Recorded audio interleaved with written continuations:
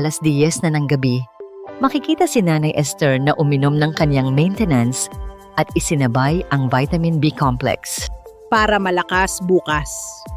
Pero lumipas ang 2 oras, dilat na dilat pa rin siya. Naglilinis ng bahay dahil di makatulog.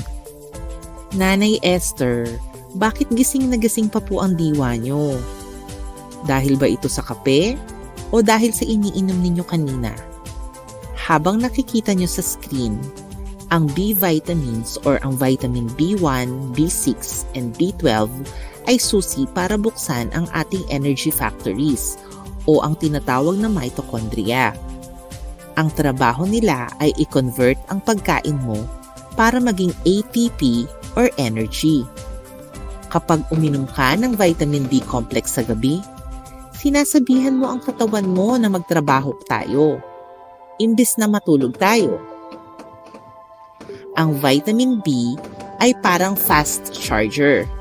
Maganda siya sa umaga para puno ang battery mo sa trabaho. Pero pag nag-charge ka ng battery mo sa gabi at ito ay hindi mo gagamitin, mag-o-overheat ang system mo.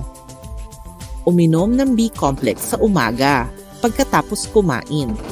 Ito ang tamang oras para magamit ang energy boost nito sa buong araw. Ang vitamin B complex or ang vitamin B6 ay nakakatulong din sa brain chemicals. Kaya pag sobra sa gabi, pwedeng maging sanhi ng vivid dreams or puyat. Nanay Esther, sa umaga na ang vitamins.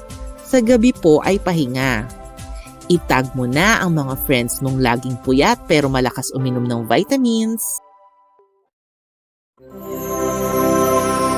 Ako si Doc Chela, kakampi mo sa kalusugan.